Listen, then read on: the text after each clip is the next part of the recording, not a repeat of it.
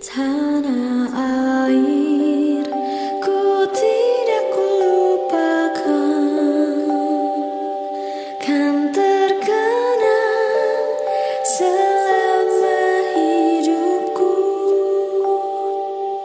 Biarpun saya pergi jauh, tidak akan hilang dari kalbu.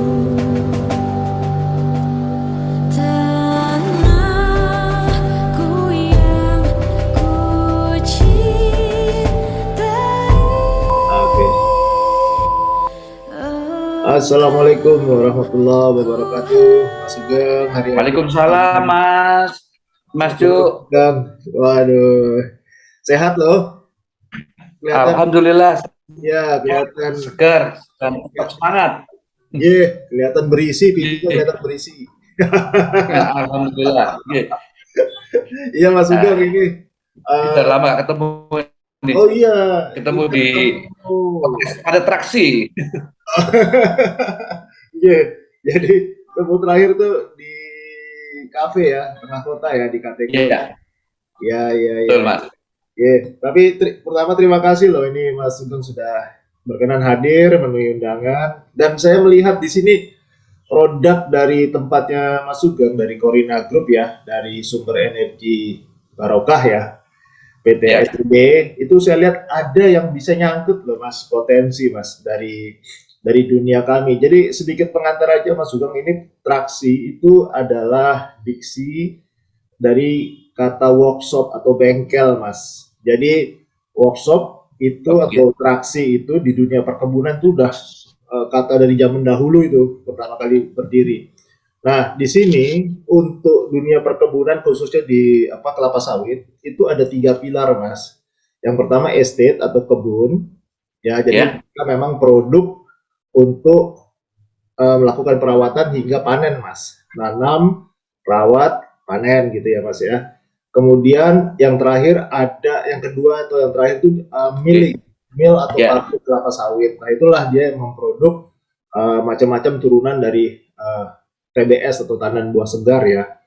Nah yang ketiga di tengah-tengahnya ini sebenarnya ada traksi Mas. Jadi traksi ini yang melakukan fasilitasi transport dan termasuk pembuatan infrastruktur Mas. Oke. Itu memang dia tidak hanya fungsi workshop melakukan perawatan maupun perbaikan, tapi ada juga melakukan pembinaan terhadap sumber daya manusia mekanik, sumber daya manusia operator, sumber daya manusia sopir atau driver Mas. Nah di sini termasuk juga kerjasama dari ketiganya ini melakukan perencanaan dalam produksi perawatan, produksi panen, karena bantangan atau hamparan kebun itu kan ribuan hektar Mas Sugeng. Ya. Jadi dari ribuan hektar, terus spot-spot juga Mas di Indonesia, Sumatera Utara, Sumatera Selatan, Kalimantan Barat, Kalimantan Timur. Ini pemiliknya entitas usaha yang sudah public list atau sudah TBK gitu ya. Jadi kita ini saya melihat Ya. dan sudah beberapa kali lah ikut diundang RUPS gitu ya Mas. Nah, jadi saya melihat dari para pemegang saham dari emiten perusahaan ini yang saya lihat itu kayaknya Ya. perlu juga gitu ya mendapatkan kayak produk dari SEB ini sumber energi Barokah nih Mas, khususnya yang terkait dengan IoT Mas, kalau saya melihatnya gitu Mas, IoT atau Internet of Things ya. Dan itu saya melihat fungsi dashboard itu dari sisi gadget itu kayaknya sekarang udah benar-benar out of Internet of Things gitu ya. Semua bisa ya, semuanya bisa dapat di situ dashboard itu kan Mas. Nah tadi ya kalau melihat dari kebunnya, estate-nya sendiri Mas Sugeng, itu bisa melihat dari gimana perencanaan perawatan jalan atau tidak, pemupukan dan sebagainya. Ya. Bagaimana panen hariannya, bulanannya. Buat seorang investor yield itu penting sekali Mas, gitu. Terus yang kemudian yang sama yang di mill itu juga gitu. Gimana nih kita dapat rendemen berapa? Rendemen itu ekstrak, oil ekstrak Mas, rasio. Nah, terus habis itu berapa ton olah buahnya. Kalau semuanya bisa dilihat Oke. melalui apa? Web base yang muncul di dashboardnya gadget, wah itu Betul. bagus Ya. sekali. Nah, yang ketiga, interaksi ini, Mas, saya melihatnya juga bagus, Mas. Kenapa?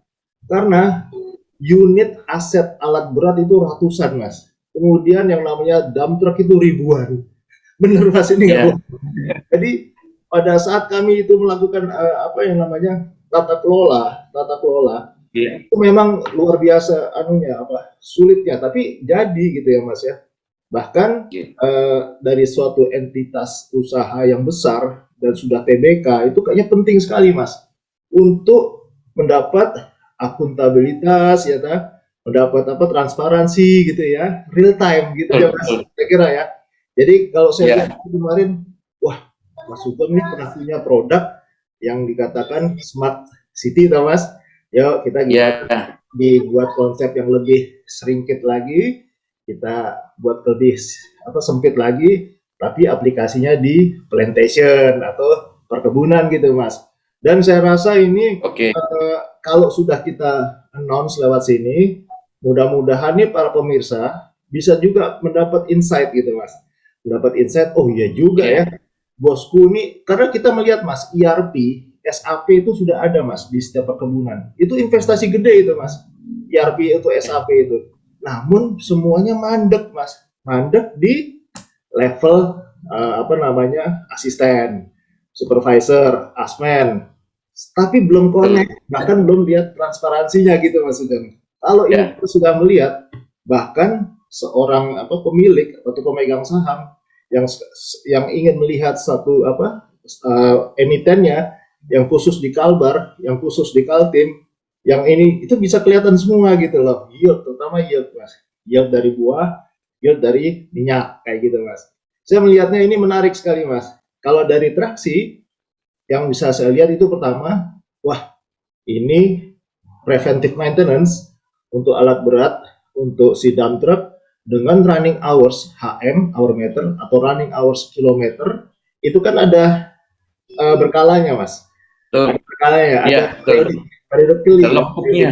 Ya, Ya. ada logbook, ada juga si P2H atau apa Ya. namanya harian gitu, yang bisa diupdate.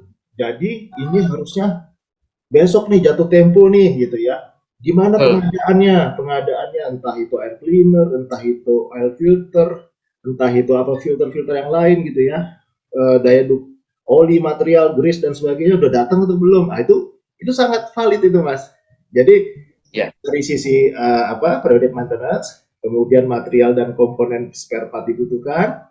Kemudian yang terakhir Mas, kaitannya juga ke traksi, secara itu bisa real time mengenai anggaran Mas. Jadi udah semua itu kalau bisa sudah siap gitu Mas, yang sifatnya preventif sudah dianggarkan, yang sifatnya prediktif juga sudah bisa direncanakan. Gitu sih Mas, kilas Ya. aja dari saya Mas, yang kelihatannya Ya. ke smart Ini ilmu baru yang menarik ini. Iya, Jadi benar, menarik Mas. Betul sekali. ini kita menggabungkan antara smart city yang kami ketahui dengan Ya, lingkungan traksi, di traksi, mana ini sebetulnya kalau dari tadi pemaparan Mas Jo, insya Allah ini bisa ada apa irisannya oh, iya, irisannya ya. besar dan irisannya besar sekali ini. Iya. Dan ini mungkin saya bagikan ini presentasi Mas ya. Oh, monggo. Ya, Ini bisa. Ya, bisa ya. sudah bisa. Oke. Ya. Nah, ini kami di Smart City Presiden dari Sumber Energi Barokah, Kolin Nagduk. Iya. Oke. Ini kalau Smart City ini sih sebenarnya banyak sekali apa namanya komponennya. Ada smart government, smart healthcare, smart energy, teknologi, smart security, smart infrastruktur, smart building, smart transportation. Semuanya Oke. ini bisa dijadikan smart. Dan Iya. inilah sebenarnya ini yang kita bilang adalah inti dari smart city atau smart apapun itu adalah integrasi, Mas. Iya. Jadi suatu sistem kita, database kita, big data kita, Ya. itu harus bisa mengintegrasikan semua data yang diberikan oleh smart yang tersebut di atas. Oh, iya. Dan dari namanya smart city atau smart nation itu harus pertama safe and secure, efficient, and sustainable. Ini syarat-syaratnya dulu. Ya. Syarat-syaratnya dia harus pertama kali harus aman, kemudian efisien, kemudian pleasant itu nyaman. Jadi intinya kan semua integrasi ini bisa untuk membuat kenyamanan dari masyarakat atau orang nyaman, hidupnya nyaman. Kenapa? Semuanya sudah dipenuhi, semuanya sudah disediakan, dihitungkan, dianalisa, sehingga kita tinggal menjalankan pilih A atau B. Kenapa A, kenapa B? Sudah ada panduannya. Setuju Mas. Aman, nyaman. Ini harus selalu terus berkembang dan ini nggak boleh berhenti. Kalau smart city atau smart building, smart apapun itu harus terus berkembang dan mengadop new teknologi, Mas. Siap. Itu. Kemudian kalau typical project sih ada master plan-nya, smart nation, smart province, smart city, smart village, smart corporate, smart building. Kalau di sisi ini mungkin Mas Cuk tadi, kita bisa bilang smart plantation atau smart holding atau smart mungkin bisa itu apakah menunjukkan bahwa kita bisa memintarkan proyek tersebut. Memintakan apa? Berarti memintakan itu tidak perlu orang secara langsung, secara penuh untuk menganalisa, mengevaluasi dan memonitor. Karena kita bisa ada analisa sendiri melalui big data, kita ada monitor bisa menggantikan monitor melalui IoT, Internet of Things, dan kita bukan lagi sebagai monitor tapi surveillance. Kalau bedanya monitor dan surveillance ini lebih aktif, Mas. Ya, betul. Kalau monitor, operator harus melihat dan memutuskan. Kalau surveillance, sistem yang akan memberikan informasi. Umpamanya ada, kalau paling gampang kalau di CCTV biasa kita cuma melihat kalau ada orang jalan, berarti ya orang melewati perimeter, berarti itu kita harus monitor dulu kan.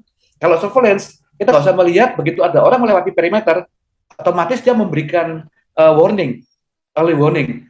Berupa ini menarik. Sirene, ini surveillance, jadi sistem akan berlaku aktif. Menarik. Karena dikabarkan diasumsikan bahwa operator namanya juga manusia bisa lelah, bisa mungkin ada konsentrasi berkurang. Ini sistem harus bisa menjembatani antara kebutuhan antar informasi tersebut, Mas. Ini artinya ini yang dilakukan smart. Terus apa sih integrated solusinya itu? Semuanya ini tergantung dari IoT, Mas, atau database. Kalau database, data-data yang kita masukkan dalam kita ketik semuanya masukkan dalam database, itu bukan IoT, tapi yang paling penting ada IoT. Bisa kita bilang sensor-sensor. Banyak, Mas, kayak seperti CCTV itu IoT. Kemudian sensor untuk air, kapasitas air, kelembapan itu namanya IoT. Kemudian untuk untuk sampah, untuk polusi itu namanya IoT. Dan semua IoT itu ujungnya adalah ke big data, ke data center, Mas. Sebelah kiri ini ya. Jadi harus ke pusat data center. Atau ada IoT yang untuk seperti early warning system, kebencanaan, dia langsung ke command center untuk disebarkan ke masyarakat, atau langsung ke gadget masyarakat yang memang sengaja sudah login ke dalam sistem dari sistem smart city atau smart regency tersebut, Mas. Jadi dari data center ini harus nanti akan ada analisa big data. Kita sebut big data karena memang datanya luar biasa banyaknya, dan ini yang disampaikan ke command center. Command center inilah yang menjadi mata dari sistem ini. Ini akan di-handle oleh petugas. Kalau di kota mungkin keputusan akhir ada di wali kota, kalau di residensi di bupati, kalau di perusahaan itu di direktur utamanya, harus menentukan kapan waktunya panen, kapan waktunya disemprot dari data yang diproses di big data yang ditampilkan di command center. Itu apa namanya sedikit dari sistem kerja dari smart city atau smart spot yang lain tuh Mas. Iya, iya. Siap, Terus siap. internet of things salah satunya ya ada weather station, air quality monitoring dan lain-lain. Ini masih terus berkembang dan jangan khawatir. Ini yang saya tampilkan ini buatan lokal juga Mas. Ya, Buatan oke. lokal semua. Iya. Jadi kita konten lokalnya bisa bilang 90% ini karena buatan lokal dan sudah diekspor ke luar negeri. Kebetulan kita punya grup ini sudah bisa mengekspor IoT-nya ke luar. Oke, good, good, good. Bagus, Mas. Menarik ini. Nah, Iya. ini ada lagi Mas, bentar. Ini coba saya tadi untuk smart plantation, saya coba nih Mas menggambarkan bahwa yang bisa kita lakukan untuk smart agro smart city ini seperti ini, parameter to capture.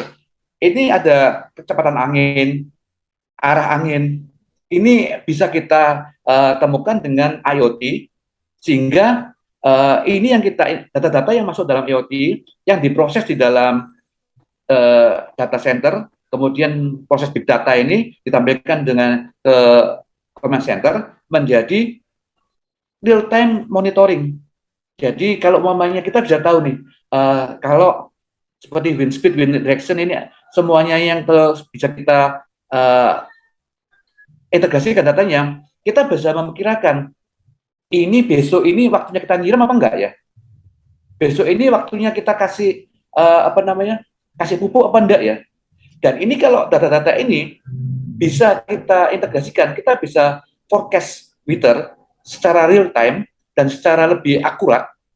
Ini kita bisa mengendalikan tentang pemberian maintenance dari tanaman itu, Mas. Apakah soil temperaturnya ini tanahnya sudah panas atau masih mempunyai unsur hara, masih basah? Kalau dulu supervisornya yang harus keliling toh, keliling meriksa satu-satu di random. Kalau cuman 1-2 hektar, oke lah keliling. Tapi kalau mempunyai ribuan hektar, yang keliling agak senep Mas. Tapi kalau melalui IoT dan kita tanam di titik randomnya, ini akan ada data secara real time dan mewakili dari keseluruhan data yang dimaksud, Mas. Sehingga ini sangat memudahkan keputusan dari pengambil kebijakan di kebun tersebut. Apakah waktunya kita ganti pupuk?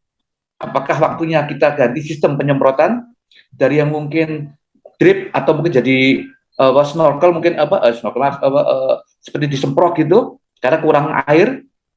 Ini otomatis real time kita tahu. Dan kadang-kala kita kalau sudah sampai ribuan hektar, mungkin sektor B ini sudah terlalu penuh air, tapi sektor D kurang air. Atau ternyata sekarang kan cuaca juga sangat tidak menentu. Kalau cuma 1-2 hektar, nggak masalah. Tapi kalau udah ribuan hektar, pasti di ujung dan di ujung kanan, di ujung kiri bisa berubah. Ada yang kena hujan, ada yang nggak kena hujan. Ini kalau dengan adanya IoT yang kita tempatkan, bisa membuat suatu forecast. Nanti sebelah kiri kebun ini kayaknya hujan nanti jam 2. Tapi yang sebelah kanan sepertinya nggak akan hujan sampai besok. Dan ini akan menjadi info yang penting dalam rangka pemberian air, pemberian pupuk, dan obat dan lain-lain. Oke. Ini salah satu kegunaan dari weather station. Ada lagi kalau ini di dashboardnya seperti ini, Mas. Oke. Contohnya, jadi bisa tambahkan apapun kita bisa di sini. Oke. Kalau ini early warning system, apakah nanti banjir? Di situ ada water level sensor, level ke air temperatur, humidity, remote terminal unit, power, pakai sumber dayanya pakai solar panel, Mas ya. Yeah. Dari kebencanaan ini, kalau dia daerahnya di dekat pantai, kita bisa mengantisipasi bahaya tsunami. Kalau di daerah pegunungan, kita bisa mengantisipasi bahaya banjir bandang, ataukah pergeseran, ataukah tanah longsor, itu bisa kita antisipasi dengan memberikan IoT di titik-titik yang diperlukan. Sehingga kalau umpamanya kita sudah tahu nih, ini ada dilatasi tanah nih. Jadi kira-kira 5 jam lagi ada longsor.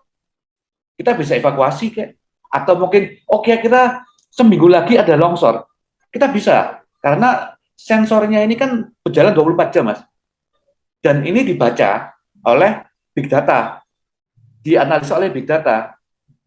Dan kita masukkan parameter ini dan beserta formulanya menghasilkan keputusan ini akan ada bencana tata longsor seminggu lagi. Itu hasilnya, Mas. Atau kalau hujan, nanti sekitar 6 jam lagi akan ada hujan deras. Kemungkinan bisa banjir bandang. Karena kita nggak tahu hujannya ada di gunung, kita ada di bawah, di lembah. Kita nggak tahu, nggak hujan. Tapi ternyata menurut catatan IoT kita yang kita pasang, yang semuanya kita sudah prediksikan parameter di mana, ternyata kan nanti kita akan ada banjir bandang. Dan itu bisa diketahui parameternya semakin diperluas, semakin forecast-nya semakin akurat dan bisa semakin panjang datanya yang bisa dihimpun, Mas. Jadi bisa akurat, bisa nanti seminggu lagi akan ada banjir bandang. Mas Sugeng. Bisa ini, Mas. Karena dari parameter. Gimana? Next Mas Sugeng, ini udah 25 menit kita nih. Oke. Sorry. Nah, ini mungkin materi. Ini yang paling penting ini. Nah, terkait dengan traksi, perpindahan dari transportasi, kita bisa buat IoT di tracking di haulingnya itu. Jadi kita bisa tekan di situ, kita bisa masukin IoT di jembatan timbang, dan kita bisa masukin IoT di truknya, sehingga kita bisa tahu datanya. Berapa ton yang dibawa oleh hauling tersebut, berapa kilometer jarak dia menempuh hauling tersebut, kemudian berapa banyak solar BBM yang dia terima, dan bagaimana driver habitnya itu bisa ketahuan dari IoT-nya, dan ini bisa kita pantau tidak hanya dengan GSM, Mas. Kalau kita ada suatu sistem yang terintegrasi, kita bisa pakai LoRa. LoRa ini satu sistem yang sangat ringan di powernya, tapi jangkauannya sangat luas. Dan dia karena dia nggak pakai LoRa ya, nggak pakai voice, nggak pakai audio, nggak pakai video, tapi dia hanya data biner. Satelit ya? Enggak, kita pakai sendiri. Jadi jangkauannya bisa sampai 10 km. Untuk seperti BTS-nya, kalau GSM BTS ya, dia akhirnya bisa sampai ketinggian berapa? Ya? 10 km radius, ketinggian berapa, Mas? Itunya tower. Ketinggiannya ketinggian 5 meter cukup, Mas. Oh, 5 meter cukup. Ya, karena dia sistemnya low radiasi, jadi low range gitu. Dia sangat mudah sekali untuk berhubungan. Nah, ini sehingga tidak ada hauling atau truk yang mengaku dead spot. Tidak ada, Mas. Tidak ada ceritanya dead spot. Ini menarik. Kita bisa buat sesi khusus, Mas, bicara ini, Mas. Mas Sugeng. Ya. Bisa lanjut lagi, Mas Sugeng. Ini dah. Mohon maaf nih, Mas Sugeng. Ini menarik ini. Ini ada juga yang berguna dengan drone, Mas. Drone ini saya aja biar cepat ini. Jadi dengan drone seperti ini, kita bisa bisa pengukuran, pemetaan. Kita juga bisa membuat analisa untuk precise agriculture. Bagaimana caranya precise agriculture? Kita bisa lihat nih. Nah, dari sini kita bisa tahu kita pemetaan surface-nya, kita petakan dengan high resolusi. Dan kita bisa buatkan parameter, apakah kebun kita ini subur, apakah kebun kita ini kurang protein, kurang unsur hara, dari color yang kita ambil dari drone, bukan satelit, Mas. Kita pakai drone, jadi resolusinya bisa lebih tinggi.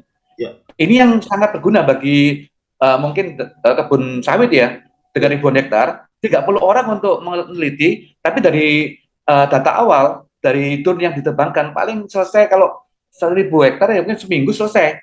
Bisa dimonitor dengan software yang dari kita siapkan, bisa ketahui daerah ini subur, daerah ini kurang subur, daerah ini kurang air, daerah ini terlalu banyak pupuk, daerah ini terlalu banyak obat, bisa ketahuan dari high resolution image yang dikerjakan oleh drone, Mas. Oke. Ini suatu perkembangan baru dari Smart Regency, dan ini berguna sekali dari Smart Plantation karena sangat-sangat mengurangi kegagalan monitoring. Monitoring ini dimanapun kalau orang sebegitu besarnya akan susah, butuh waktu lama. Ini kita gantikan dengan mesin. Mesinnya bisa memetakan secara otomatis, dan ini real time. Begitu dapat image datanya, masukkan dalam server untuk di big data, diolah big data, seminggu paling lama selesai. Pemetaan mana subur, mana yang kurang subur, mana kurang air, mana kelebihan air. Ini mungkin sangat menarik kalau kita diskusi lebih lanjut ini, Mas. Precision agriculture ini. Nah, ini seperti itu juga untuk forest fire control, kita bisa pemetaan ini. Mana titik api, mau kemana arahnya, jadi anginnya bos kemana, sehingga kita bisa prediksi ini mau kemana ini, apinya ini. Dengan drone ini juga bisa. Jadi kalau kita sudah ketahuan panasnya di mana, dengan pakai image ya, untuk resolusi yang bisa menangkap panas, bisa ketahuan mana yang lagi berpotensi untuk kebakar. Ini kan tentunya kita nggak ingin ada kebakaran hutan ini, supaya lingkungan kita baik. Nah, ini beberapa, Mas, beberapa dari kita yang bisa kita share, karena memang session kali ini cuman sedikit. Nah, saya menantikan sesi berikutnya nih, Mas, karena satu bahasan aja Smart Plantation kita bisa ngomong 3 jam 2 jam nanti. Iya, betul. Karena banyak sekali yang bisa kita lakukan dengan IoT. Ya, kalau saya lihat sekilas yang Mas paparkan melalui presentasi tadi, beberapa lembar ini, saya nangkap ada semua itu, Mas, yang saya katakan 3 pilar di awal ya. Pertama yaitu mengenai kebun, itu terakhir tadi mengenai pindai atau scan melalui drone gitu kan, mengenai kualitas dari tanaman itu sendiri. Melalui deteksi warna ya, Mas ya. Kemudian yang dari mill itu tadi saya lihat itu ada wedge bridge. Wedge bridge itu adalah jembatan timbang gitu ya, Mas ya. Terkait dengan jembatan timbang yang sudah berangkat dari tempat pengumpulan hasil atau TPH kalau di kebun untuk pok-pokan gitu ya. Itu dia ada main road, ada collection road gitu ya, Mas. Kemudian juga memang unit-unit kami pun juga sudah dilengkapi GPS kemarin, Mas. Sudah dilengkapi. Jadi setiap dia melenceng langsung alert bunyi. Nah, Mas Sugeng, saya juga melihat yang terkait dengan satu pilar lagi yaitu si traksi itu sendiri. Saya melihat juga itu tadi di halaman pertamanya Mas Sugeng itu di judul depan itu kan ada sekumpulan orang di depan monitor yang banyak itu tadi di halaman depan. Kami pun juga punya kayak gitu, Mas, cockpit. Kami nyebutnya cockpit room. Jadi cockpit itu isinya TV. Command center kami nyebutnya, Mas. Itu ada sekitar 40 TV, Mas. Jadi kalau di setiap kantor GM itu ada sama juga cockpit room, tapi cuma 4. Cuma saya melihat belum sampai ke IoT-nya gitu loh, Mas. Yang saya lihat itu. Ini semuanya berhenti pada sisi monitoring aja. Di situ aja SLA-nya. Belum sampai ke tadi itu stockholder, pemegang saham dan sebagainya. Bahkan decision maker dari BOD. Kami sendiri COO waktu itu ada 4 orang, Mas. Jadi besar sekali kebunnya. Nah, ini sangat potensial sekali, menarik sekali, Mas Sugeng. Kalau Mas Sugeng nggak keberatan, ini saya sambung lagi. Boleh, Mas, silakan. Ini kami rekam. Iya. Kami tertarik sekali soalnya ini memang kami ingin bantu dari plantation itu supaya punya daya saing efisien, optimal. Kalau pokoknya dari hauling aja sering dibohongi sama sopirnya. Karena Setuju. kalau pakai GPS, oke, tapi JP kan bagi GCM, GSM dong. GSM itu ada blind spotnya mungkin biasanya kalau di Lantesan. Kita tawarkan Enovok yang seperti LoRa. Oke. Kemudian kita tawarkan integrasi data. Jadi kita bisa tahu nih habitnya sopir itu udah tahu juga. Dari sisi hauling aja, dari sisi Lantesan dari drone itu, image itu juga Oke. bisa kita bantu tentang Kalau quality nanti control. habis ini saya telepon Mas lagi untuk nyambung sesi 2 ya, mengenai Oke, mengenai hauling tadi menarik. ya, Boleh ya Mas? ya, Ya, ya, saya pamit dulu Mas Sugeng. Terima kasih Mas Sugeng. ya, terima Saya kasih, ketemu lagi. Mas. Iya, iya, Terima kasih, Mas. assalamualaikum. Ya, terima kasih. Terima kasih, Waalaikumsalam. Oke.